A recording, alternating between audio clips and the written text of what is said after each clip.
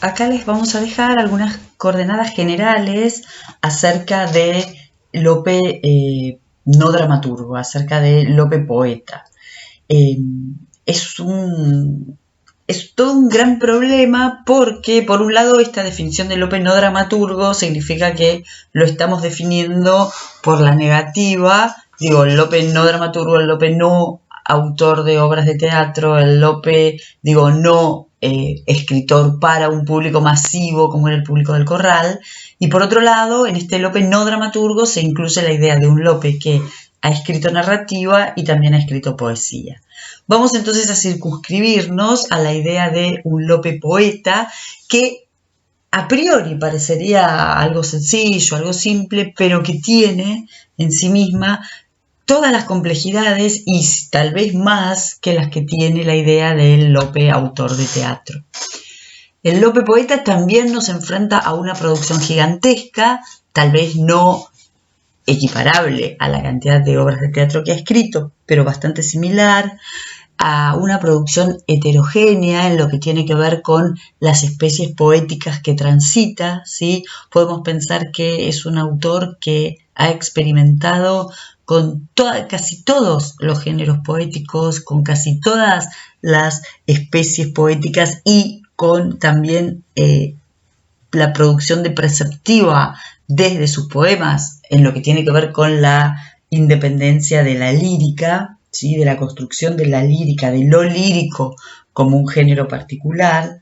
Y en este punto es que es un sujeto autoral, un yo poético, un sujeto poético, un personaje, como lo querramos llamar, que ha abierto polémicas varias en todos los frentes que ha escrito poesía, ¿sí? O sea, ha abierto polémicas con el neoaristotelismo desde la poesía, ha abierto polémicas obviamente con la poesía gongorina, con Góngora en particular y con los sucesores de Góngora luego,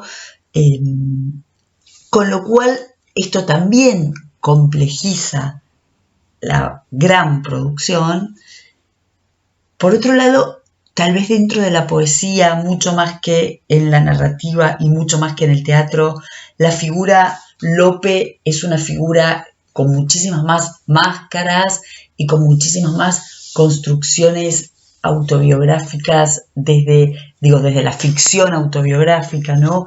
La poesía de Lope habilita desde el principio, desde la poesía primera, habilita estos cruces entre la vida y la obra, los habilita en tanto práctica poética y en tanto modos de construcción de una figura de poeta, de una figura de autor, de una figura que está como muy puesta en construir un personaje, ¿no? En construir un personaje, a tal punto está como embarcada en eso como proyecto poético que recordemos que, la última figura autoral, la última figura de Lope es la construcción de un heterónimo, que es Tomé de Burguillos, ¿sí? Con lo cual podemos pensar que es un proyecto que está como guiando la escritura poética a lo largo de toda la producción. Y por otro lado, esta biografía que siempre cuando una trabaja con López, siempre lo primero que hace es detenerse en una especie de recorrido por la biografía fáctica. En realidad no es otra cosa que, esto a lo que nos invita el poeta, esto que nos dejó como escrito el poeta, ¿no? De alguna manera Lope deja como escrito, lean mi obra en clave biográfica, por eso la biografía es también prácticamente, o como se ha escrito la biografía de Lope, es también como una narrativa más, una obra de teatro más, ¿sí? Un poema más. Entonces, todo esto hace que hasta por lo menos mediados de la década del 70 del siglo pasado, la crítica también haya funcionado de esa manera. Entonces tengamos una tradición crítica biografista muy fuerte y muy como una especie de vicio metodológico que ha costado bastante dejar a un lado o redefinirlo, ¿no? En otros términos. Entonces digo, a todo esto nos enfrentamos cuando decimos, bueno, vamos a hacer una especie de recorrido por el Lope Poeta, por la biografía, viene como detrás de esto viene todo esta otra cuestión, ¿no? Digo, esta idea de monstruo de la naturaleza que Cervantes le adjudica a Lope en su prólogo a las 8 comedias, 8 entremeses, en términos de, o sea, Cervantes lo plantea en términos de la ingente producción dramática de Lope, dice, bueno, vino el monstruo de Lope de Vega, el monstruo de la naturaleza, y se alzó con la monarquía cómica. Es absolutamente pensable que lo podemos también aplicar a la idea de toda su producción, ¿no? Y su producción poética también. Bueno, con todo este panorama que en realidad es como una lista de problemas o de cuestiones a tener en cuenta, vamos a recorrer un poco cuál es la obra, ¿no? ¿Cuál es la obra poética de Lope? Es interesante pensar que desde el principio hay una idea en todas estas publicaciones de una suerte de publicaciones de conjunto, ¿no? De poemas que aparezcan en grupo. Quiero reservar yo la idea de miscelánea, que bien se podría aplicar a todas estas obras. La quiero reservar para los dos textos que vamos a trabajar, digo, los dos conjuntos de obras, de poemas que vamos a trabajar en este curso, que son la Filomena y la Circe, y que podríamos pensar que funcionan definiendo, sobre la Filomena, funciona definiendo un género literario nuevo, ¿no? Un modo nuevo de agrupar poemas. Por eso quiero reservar el término miscelánea para estos dos conjuntos. Pero en realidad me parece que tenemos que tener en claro que ya desde el principio la idea es presentar conjuntos de poemas, podemos llamarlos cancioneros, si les parece, digo, si eso no nos lleva directamente a pensar en el modelo cancionero petrarquista, porque tampoco es eso, pero bueno, tener en claro esta cuestión de que son poemas agrupados, ¿sí? Y son poemas agrupados que en realidad siempre, a los que siempre le podemos encontrar una línea que dentro de toda esa gran variedad los esté como uniendo, ¿no? La unidad dentro de la variedad. Vemos acá entonces un primer Lope que podemos pensar que es el que escribe Romancero, ¿no? Que a partir de 1588 comienza a escribir romances pastoriles que luego van a transformarse también en romances moriscos, que luego van a ser replicados por Góngora y en lo que sería la primera polémica, ¿no? Poética con la poesía de Góngora, una disputa que se va a dar a través del Romancero y a través de las distintas máscaras que van a construir tanto Lope como Góngora dentro de ese diálogo polémico que entablan a partir de la forma romance, como pastores, ya sea como moriscos, y así es que va a redescubrirse también la forma romance. Recuerden que el romance está escrito en octosílabos, es decir, está como retornando a una tradición de la poesía castellana, y sin embargo, y pese a estar trabajando con este metro, estamos frente a una poesía compleja, ¿sí? Una poesía bastante compleja. Bien, los romances aparecen en distintos cancioneros de romances, en distintos romanceros, y sí podemos pensar en La hermosura de Angélica, en esta obra de 1602, La hermosura de Angélica con otras diversas rimas, como el primer proyecto editorial de Lope, ¿sí? Allí relata la historia, bueno, de Angélica y Medoro, ¿sí? Una materia caballeresca. Recuerden que Góngora escribe un romance con esta materia. En 1604 tenemos la edición de sus rimas, en las que vamos a volver sobre la idea que predomina la tonalidad amorosa, es decir, como un acercarse a la lírica, ¿sí? Definir un género lírico frente a la poesía, que era otra cosa.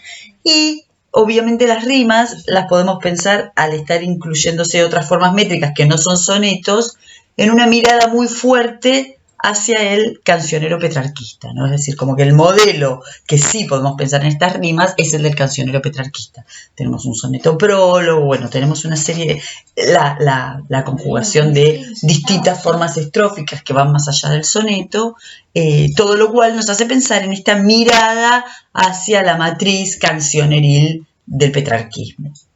En 1609 tenemos una reedición de las rimas a las que se le añade el arte nuevo de hacer comedia, ¿sí? Recuerden que el arte nuevo es esa obra de preceptiva sobre su propia manera, la manera de hacer teatro, una especie de justificación de la comedia nueva, que está escrita a la manera de una epístola horaciana, ¿sí? Respetando el endecasílabo suelto de la epístola poética.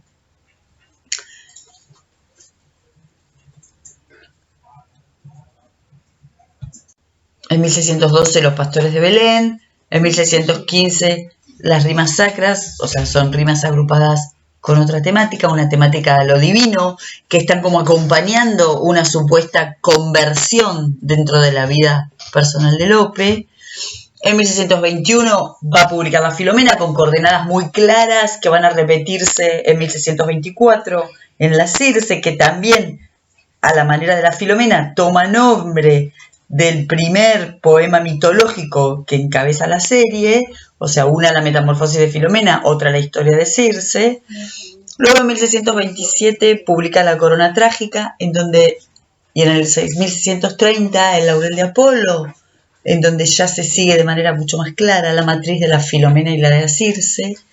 En 1632 la Epístola a Claudio, que es un texto interesantísimo en lo que tiene que ver con definiciones de poéticas hacia el pasado y hacia el futuro y el lugar de ubicación del poeta en una tradición literaria. En 1633 publica El Huerto Deshecho y La Égloga Marilis, y en 1634 publica otro volumen de rimas, pero en este caso bajo el nombre del heterónimo de Tomé de Burguillos, que son rimas que también están armadas a la manera de un cancionero petrarquista, pero son sonetos burlescos con algunos sonetos escritos en serio, en seso como lo llama Lope, y la verdad que es un volumen muy claro para entender toda esta construcción autoral de Lope de esta última época, pero que la podemos pensar que arranca en 1621 y que termina con este heterónimo que sería La Máscara de Lope, que es Tomé de Burguillos, pero podemos pensar que es algo que está latente ya desde el principio, ¿no? Desde el comienzo, desde esa máscara pastoril del romancero. Por último, tenemos esta edición póstuma, que es La Vega del Parnaso. Recuerden que Lope muere en 1635, pero que supuestamente la ordenación de Lope, la ordenación con la que sale publicada, es una ordenación de Lope. Vemos entonces que es un autor muy prolífico y que es un autor que, si bien parece que está transitando por poéticas diversas, en realidad podemos encontrar también dentro de todas estas publicaciones una unidad en la variatio, así como en cada una de ellas por adentro lo podemos poner en general como que la práctica es el lugar en donde se resuelve la teoría. Esa sería una de las coordenadas que cohesionan toda esta serie de publicaciones. Y por otro lado es esta especie de relación equívoca, relación oblicua, relación, casi que diría relación en clave paródica en términos de texto sobre texto, la idea de la vida y la obra, ¿no? Me parece que son como los dos ejes que pueden cohesionar toda esta producción poética de 50 años, ¿no?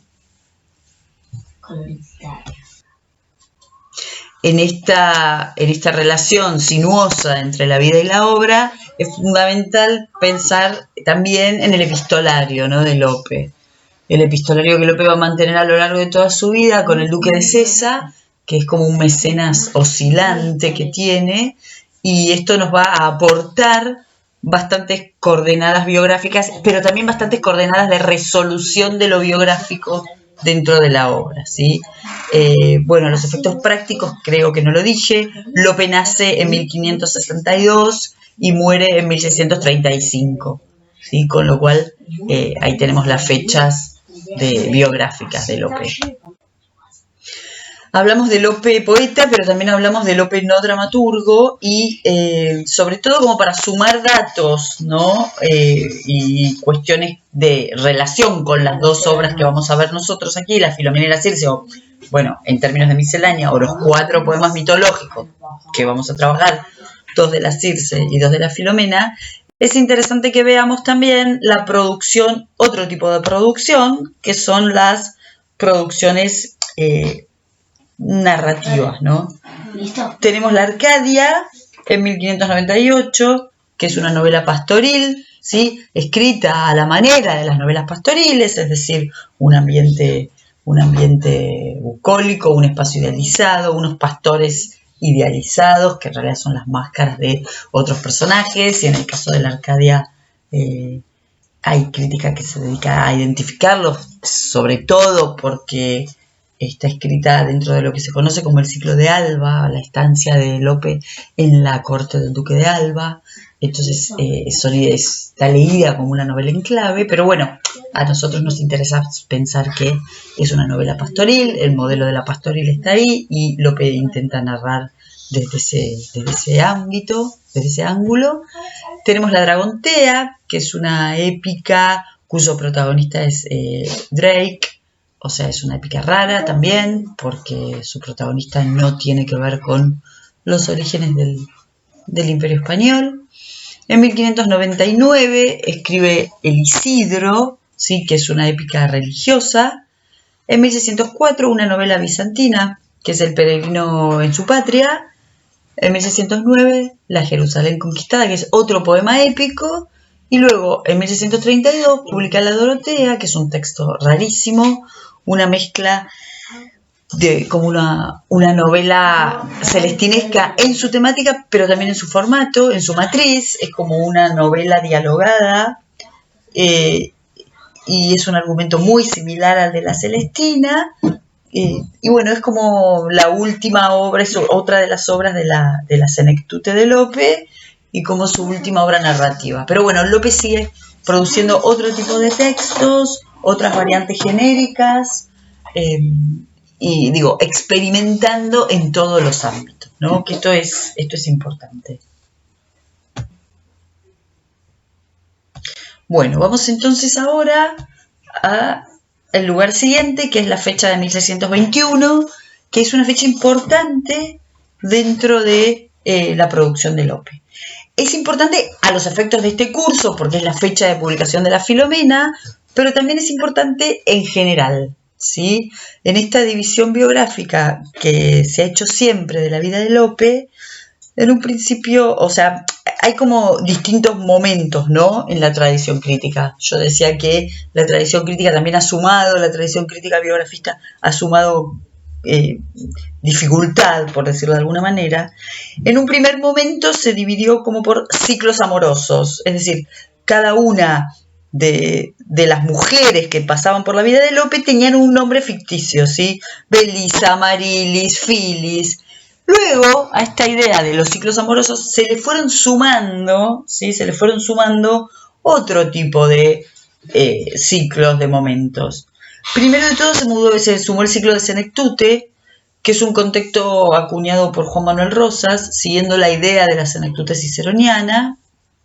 Y por otro lado, el ciclo llamado el ciclo de la Arcadia, que es esto primero, el ciclo del Duque de Alba, que yo les mencionaba recién.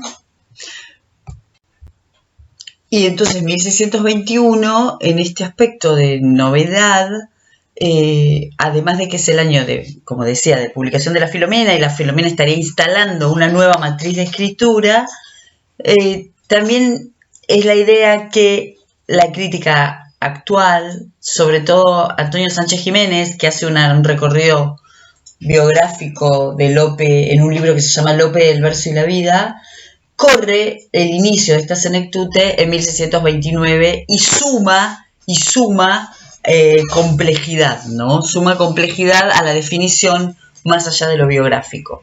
Por eso entonces 1621 lo ponemos como un año bastante fundamental. Es decir, publicación de la Filomena con una idea bastante novedosa en lo que tiene que ver con su idea de la figura actoral, un comienzo del ciclo de senectute o de un estilo tardío o como lo querramos llamar, llevado muchos años más atrás, desde 1628, 1627, en donde lo ponía Juan Manuel Rosas, y por otro lado, también una serie de hechos históricos que van a incidir directamente sobre la producción de Lope y sobre este último momento, ¿no? Sobre estos últimos 15 años en su vida. El hecho histórico fundamental de este año es la llegada al trono de Felipe IV, ¿sí? Eso es como el suceso que marca ese año. El acceso al trono de Felipe IV, que en realidad a Lope le significaba una nueva esperanza de poder acceder a la corte, ¿no? Sobre todo al puesto de cronista real, que es un puesto por el que Lope peleó durante toda su vida, ¿sí? Bueno, vamos a volver un poco a las cuestiones desde los ciclos biográficos, que yo la relativicé un poco, esta de las mujeres y esto, y me interesa dejar acá una división que no es mía, pero es de Antonio Sánchez Jiménez en ese libro que les acaba de mencionar, y es como la última de las biografías de Lope, y bueno, como les decía, se llama Lope, el verso y la vida, está publicada por la editorial Cátedra en la colección Biografías y es de 2018. El capítulo de 1621 va a quedar en la bibliografía, pero bueno, me interesa dejar acá marcada cuál es la división que plantea Sánchez Jiménez. Va a plantear un primer momento, que claramente no nos interesa a los efectos que estamos trabajando acá, que es familia, infancia y estudios, que lo hace llegar hasta 1584 a 1585, desde su fecha de nacimiento. Un segundo momento que denomina fama y proceso por libelos y primeros amores, que lo arranca en 1583 y lo lleva 5 años más, hasta 1588, en donde, bueno, sucede todo un problema con una de las mujeres de Lope, que es Elena Osorio, o sea, además de la formación, el otro elemento determinante es entonces estos amores con Elena Osorio, la hija de un empresario teatral, a quien Lope debió conocer entre 1581 y 1584. Los amores con Elena Osorio en realidad son importantes, sobre todo porque van a ser una materia después de escritura que va a informar toda la obra de Lope. Lope va hasta la Dorotea, va a llegar con esos amores. La Dorotea, ese texto de 1632, la última obra narrativa, si la llamamos de esa manera, que tiene como un argumento celestinesco. Hasta allí es que van a llegar en la historia de estos amores. Lope va a volver a esa materia, la materia doroteica, y va a estar presente en toda su obra, tanto en su obra no dramática como en su obra dramática. Es por eso importante marcarlo como un hito, más allá del suceso biográfico particular, ¿no? Claramente terminan mal, son amores tormentosos, los pueden leer en cualquier lado, y la idea es que Elena Osorio estaba casada, pero lo deja a Lope por otro hombre mayor, con dinero, y eso es algo que va a estar tematizado todo el tiempo en distintos géneros en la obra de Lope. Y todo este problema termina con el destierro, el destierro de Lope. El destierro de Lope va a ser este tercer momento, que va a ir desde 1588 a 1596, y en este momento anterior, el de la fama y el proceso, es cuando escribes todos los romances, ¿sí? Si ustedes se fijan, coincide con esto, romances moriscos, romances pastoriles, y van a aparecer entonces las primeras máscaras dentro de la poesía de Lope. Lope va a tener una especie de alter ego que va a ser Belardo, Belardo va a ser un pastor y va a aparecer en estos romances. El tercer momento, que es el momento del destierro, Lope tiene que irse de Madrid, ¿sí? Por estas injurias a Elena Osorio. El destierro es importante en dos aspectos. Uno de los lugares donde va Lope es Valencia, eso le sirve para observar y para tener un contacto con el teatro valenciano. Digo, un recorrido por el Lope dramático es más que importante porque la influencia de los dramaturgos valencianos sobre la comedia nueva es fundamental. Y por otro lado, entre 1591 y 1595, Lope está, como ya les decía, al servicio del Duque de Alba, en la corte del Duque de Alba, y es allí donde escribe algunas publicaciones del ciclo de Alba. Bueno, como ya les decía, se destaca la Arcadia, ¿no? La novela pastoril, que la publica en 1598. Bien. El cuarto momento que marca Sánchez Jiménez, que lo denomina autor, y lo hace ocupar los años que van desde 1596 a 1604. ¿Por qué lo denomina autor? Lo denomina autor porque dice que en este momento Lope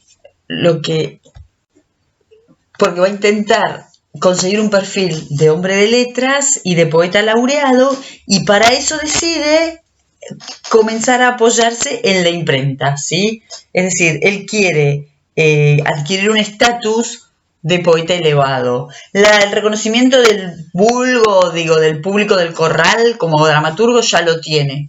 Lo que le interesa ahora es lograr su reconocimiento como poeta.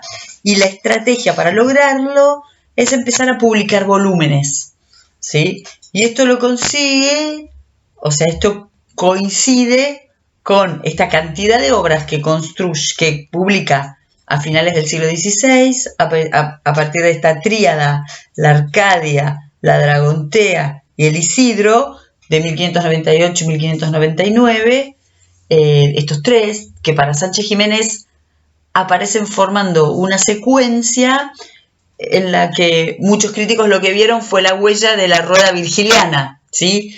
La rueda virgiliana en la que existía una jerarquía de géneros que los escritores tenían que abordar en cierta progresión, siguiendo el modelo de Virgilio, es decir, la ígloga, que sería la Arcadia, la poesía didáctica y la epopeya. Si lo vemos acá, la serie desplegada por López estaría ajustando bastante a la tríada virgiliana, caminando desde la literatura pastoril en la Arcadia, sigue por la epopeya, que sería la Dragontea, y después adquiere como el tema más elevado, que sería una suerte de épica sagrada, que sería el Isidro. Entonces así se podrían conjugar estas tres producciones de fines del siglo XVI. En 1604, recordemos que Lope publica Las Rimas, y que en 1602 publicó La Hermosura de Angélica con diversas rimas. Estas diversas rimas incluían 200 sonetos, y este volumen, el de La Hermosura de Angélica, estaba dedicado a Juan de Arguijo, que va a ser una persona muy importante en lo que tiene que ver con el circuito de amistades literarias que Lope va a construir. Los sonetos de La Hermosura de Angélica tuvieron éxito. Hubo lectores que pidieron que se volvieran a imprimir de manera independiente y se volvieron a publicar en 1604 en Sevilla con una dedicatoria a Juan de Arguijo. Estos sonetos estaban ordenados y venían acompañadas por una segunda parte de otros poemas líticos con otras formas métricas y estróficas. Había epístolas, había romances, que eso es interesante porque hasta ahora los poetas no estaban optando, los poetas así que intentaban construirse como poetas cultos, no estaban incluyendo romances dentro de sus producciones. Había también églogas y estas rimas de Sevilla volvieron a imprimirse en 1605 en Lisboa y por último en Madrid en 1609 con el apéndice del arte nuevo de hacer comedias. Las rimas fueron un producto exitosísimo y se reimprimieron 6 veces más en la vida de Lope. Y suponen además la primera de las grandes colecciones líricas del poeta previa a estas misceláneas posteriores. El siguiente apartado de Sánchez Jiménez es la madurez y la cumbre de la fama.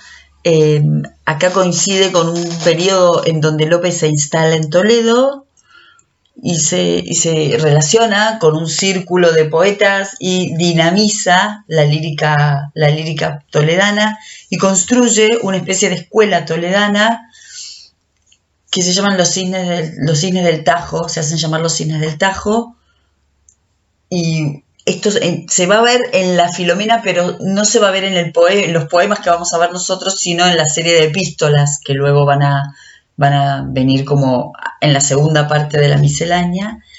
Y en estos momentos es donde abre distintas polémicas con Góngora, con Cervantes, en lo que tiene que ver con las características del teatro, ¿no?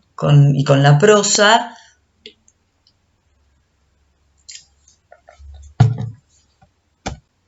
Y la obra más importante de este periodo es La Jerusalén conquistada, publicada en 1609, que es una obra a la que Lope le dedica muchísimo esfuerzo. De hecho, en 1604 ya hay noticias de su preparación, y es un volumen muy ambicioso en donde lo que hace Lope es pensar esta Jerusalén como su Eneida, y además imita el modelo de épica culta más prestigioso del momento, que es la Jerusalén liberada de Torcuato Tasso.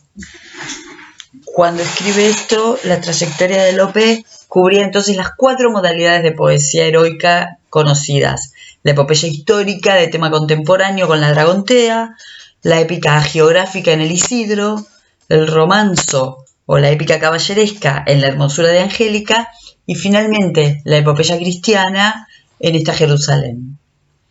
De esta época también son Los Pastores de Belén, que aparecen en 1612, y en estas obras lo que hace es preparar un poco el camino para el periodo siguiente, que va a ser la ordenación religiosa, con la Jerusalén conquistada y con Los Pastores de Belén.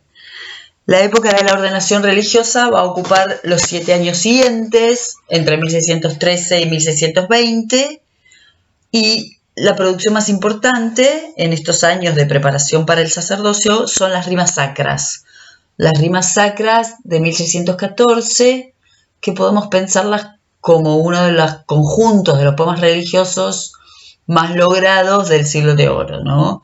Son una reescritura de las rimas, y en ese punto se hacen eco de la variedad métrica del libro de 1604, pero son obras que están pensadas a lo divino.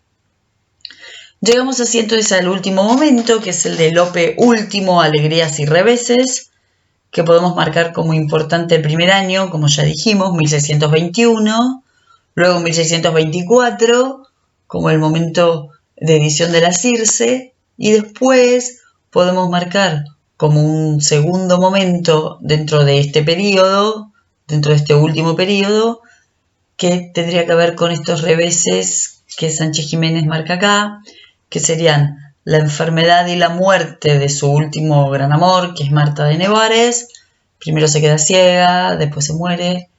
La muerte de su hijo Lopito, que muere buceando en el Caribe. El rapto de su hija Antonia Clara en los últimos años. Y así como un último momento, ¿no? Pero en este primer momento, que arranca en 1621, todavía hay como una esperanza que tiene que ver, en principio, con la llegada al trono de Felipe IV.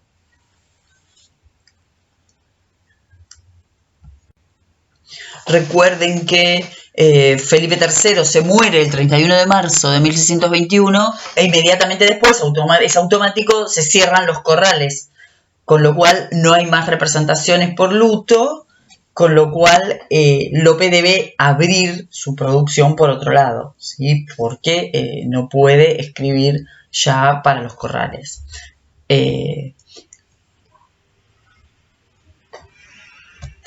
La llegada al trono de Felipe IV supone para Lope la última gran esperanza de conseguir una posición cortesana que le diera seguridad económica por un lado y un reconocimiento también a los servicios que había prestado a la corona a lo largo de su vida. Estos últimos 15 años van entonces a comenzar con una gran campaña similar a la que habíamos visto en este periodo llamado autor, una gran campaña para adaptar su imagen a las nuevas maneras y obtener un puesto en la corte, ese puesto de cronista detrás del que Lope estuvo toda su vida, ¿sí? El puesto de cronista real. Lope perseveró en esa búsqueda hasta casi el fin de sus días. El primer modo de comenzar con esta campaña se apoyaba en 2 libros de clara impronta cortesana. Estos 2 libros fueron La Filomena y La Circe. En estos 2 libros Lope lo que hace es tratar de establecerse como un poeta cortesano y a partir de alguna serie de elementos. Por un lado, adoptar determinadas formas, determinados modos, determinados tonos para lograr esto. En primer lugar, trata de adoptar alguna de las innovaciones cultistas, ¿sí? Pero de manera muy sutil. Algunas innovaciones que le permitirían aspirar a estos espacios cortesanos ocupados por los gongoristas. En segundo lugar, lo que trata es de pensar un contenido relacionado con su nueva imagen autoral. Una imagen en la cual se va a tratar de construir una especie de poeta más cercano al ideal neoestoico, un ideal que está pensando en una vida mucho más sosegada, una vida mucho más apacible, nada que ver con la turbulencia de su vida anterior. Y por otro lado, plantear desde la estética una suerte de estética de la relajación, de la variedad, de la interrupción, que eso lo vamos a ver de manera clara en algunos lugares de la construcción de las fábulas mitológicas. Es decir, la manera clara se ve en otros lugares, ¿no? De estas misceláneas, en las novelas, en las epístolas, pero prestando atención vamos a ver que en muchos lugares de las fábulas mitológicas vamos a poder encontrar estas huellas de esta estética. Todo esto acompañado por las polémicas que continúan, ¿sí? En la Filomena tenemos una polémica particular contra Torres Rámila y los neoaristotélicos por las formas dramáticas, y después lo que vamos a ver es polémicas con la poesía de Góngora en las epístolas desplegadas sobre todo, ¿no?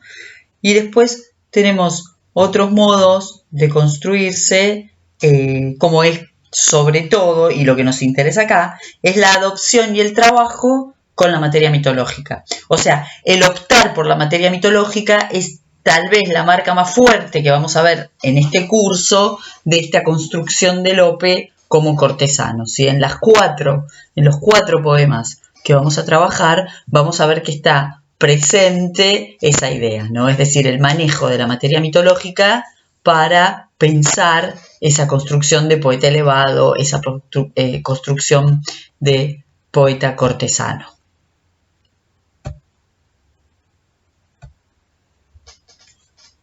Esto se puede ver de manera bastante clara y lo vamos a ver cuando tengamos la introducción al volumen.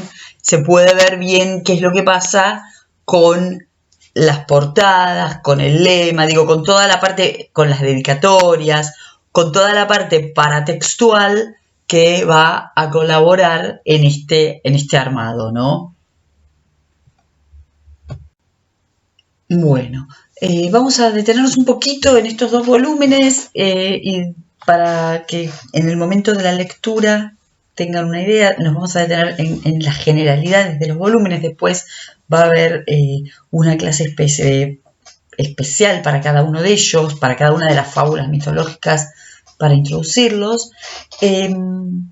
Pero bueno, acá les dejo algunas citas para que pensemos un poco en la estructura general de estos libros. Acá les dejo una que dice: sea cual fuere la intención de Lope al componer los poemas mitológicos en octavas reales, rivalizar con Góngora por un lado y contestar a los ataques de los aristotélicos por el otro, en el momento de su publicación el autor imprime al volumen una determinada estructura, la del volumen misceláneo, en la que a los poemas principales se mezclan las prosas, la novela corta, bueno, en el caso de la Filomena es Las fortunas de Diana, en el caso de la Circe son las otras tres, y el tratado sobre la poesía gongorina, el llamado discurso de la nueva poesía, y otros versos de naturaleza variada. El criterio principal que rige la ordenación de las diferentes composiciones parece ser el de la variatio, abiertamente declarado en el prólogo como regla unificadora del conjunto. Esto nos va a servir para ambos volúmenes para pensar esto de la variatio como el criterio principal dentro de la ordenación. Les dejo acá también el prólogo a la Filomena, ¿sí? En donde Lope da cuenta de esa variatio. Fíjense que dice: hallándome obligado a la protección que ha hecho a mis escritos el divino ingenio de la ilustrísima señora doña Leonor Pimentel, busqué por los papeles de los pasados años algunas flores, si este título merecen mis ignorancias, pues solo por la elección se le atribuyo. Hallé las fortunas de Diana, que lo primero hallé fortunas, y con algunas epístolas familiares y otras diversas rimas escribí en su nombre las fábulas de Filomena y Andrómeda. Esto lo dice en el prólogo a la Filomena al volumen general, ¿no? Entonces acá fíjense que ya se da cuenta de la variatio, ¿sí? Fíjense que, por otro lado, la otra cosa que se ve es que escribe, primero, bueno, que tenemos esta dedicataria mujer, que es la misma dedicataria que después va a tener la Filomena, la fábula mitológica y la fábula mitológica de Andrómeda.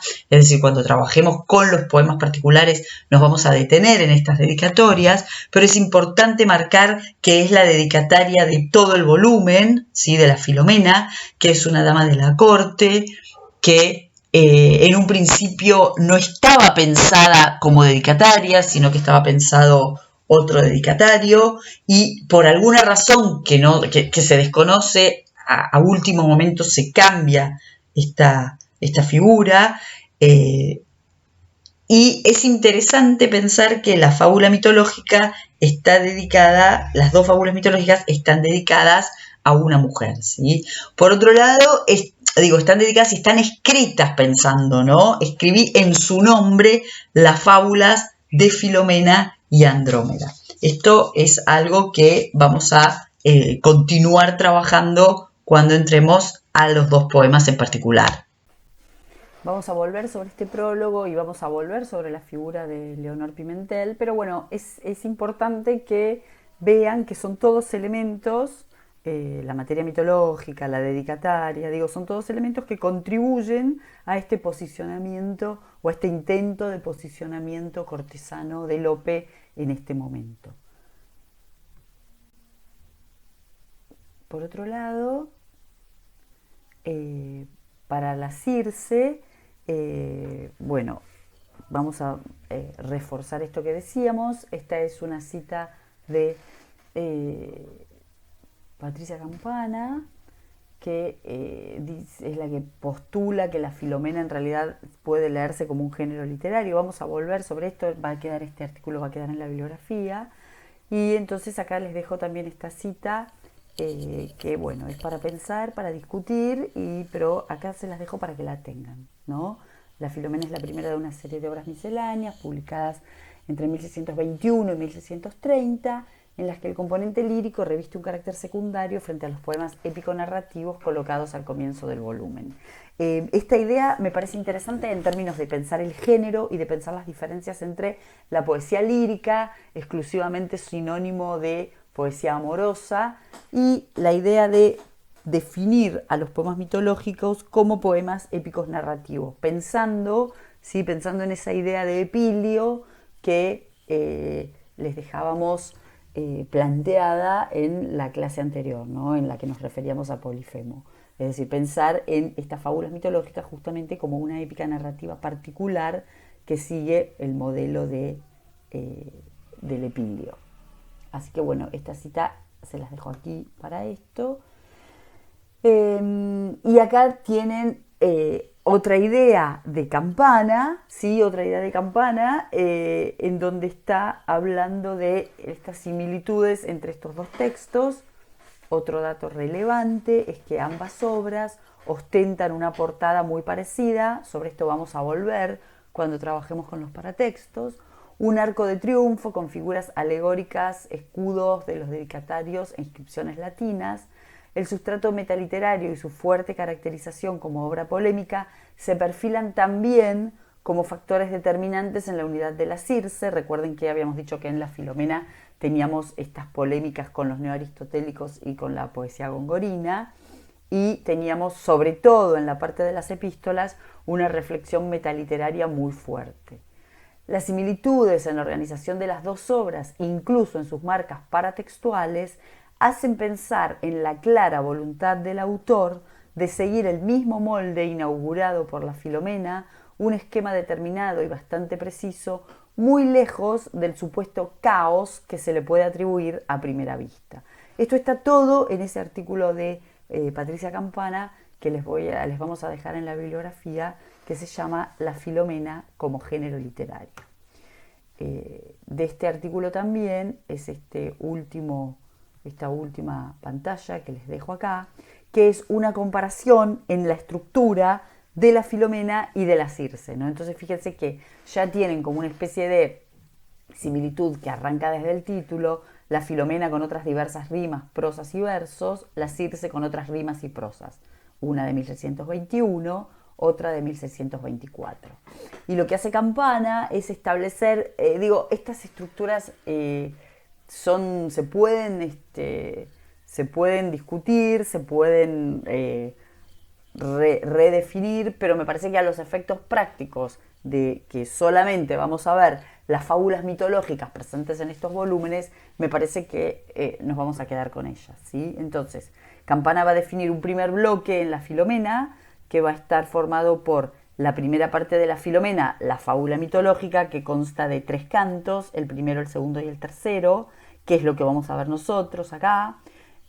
Una segunda parte, que es otra cosa, que tiene que ver con la polémica con los aristotélicos, que no relata ningún tipo de historia mitológica, por lo cual no lo vamos a ver. La inclusión de las fortunas de Diana, que es una novela escrita como una novela a la italiana, ¿sí? Y acá es donde se abre una suerte de polémica con el Cervantes novelista de las novelas ejemplares.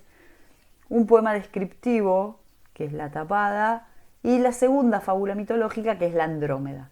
Así se cerraría el primer bloque de la Filomena, y el segundo bloque estaría formado por diversas formas métricas y estróficas, en donde van a juntarse epístolas, discursos en prosas, elegías, canciones petrarquistas, sonetos, canciones aliradas, églogas de otros autores, como la de Pedro de Medina Medinilla, una selva y un soneto. Es decir, una bastante diversidad dentro de estos fragmentos que se incluyen.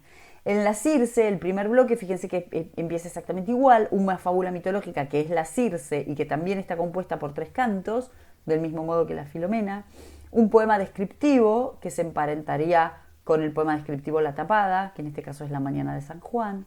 Después tenemos la segunda fábula mitológica, que estaría en espejo con la Andrómeda, y después tenemos 3 novelas que completarían lo que se llama y lo que han sido editadas aparte como las novelas a Marcia Leonarda. ¿Sí? Marcia Leonarda es esa Marta de Nevares de la que hablábamos hace un rato. Entonces, con estas 4 novelas se separan de sus lugares primigenios de impresión y se forma lo que se edita por separado como las novelas a Marcia Leonarda. Sin embargo, acá es interesante que veamos esta simetría, ¿no? Y después un segundo bloque en la Circe, que también está compuesto de distintos elementos que tienen sus correspondencias con los elementos de la Filomena. Entonces esto es en lo que se basa Patricia Campana para decir que la Filomena instalaría una nueva matriz literaria directamente para pensar en una suerte de nuevo género literario. A los efectos prácticos lo que nos interesa es que son dos obras, tanto la Filomena como la Circe, son dos volúmenes misceláneos. Cada una de ellas contiene en su primer bloque dos fábulas mitológicas. La primera de esas fábulas mitológicas le da nombre al volumen todo, la Filomena en el primer caso, la Circe en el segundo, y además tienen otras dos poemas mitológicos, que uno es la Andrómeda y el otro es la Rosa Blanca. Son esos cuatro poemas los que vamos a trabajar en este curso y vamos a tener una introducción particular en estas clases grabadas para cada uno de ellos, ¿sí? Lo que me interesaba hoy era dejar más o menos marcado dónde se incluyen y qué son estos dos volúmenes que denominamos misceláneas y en qué momento de producción, de la gran producción y de la, digamos, casi inabarcable producción de Lope se incluían.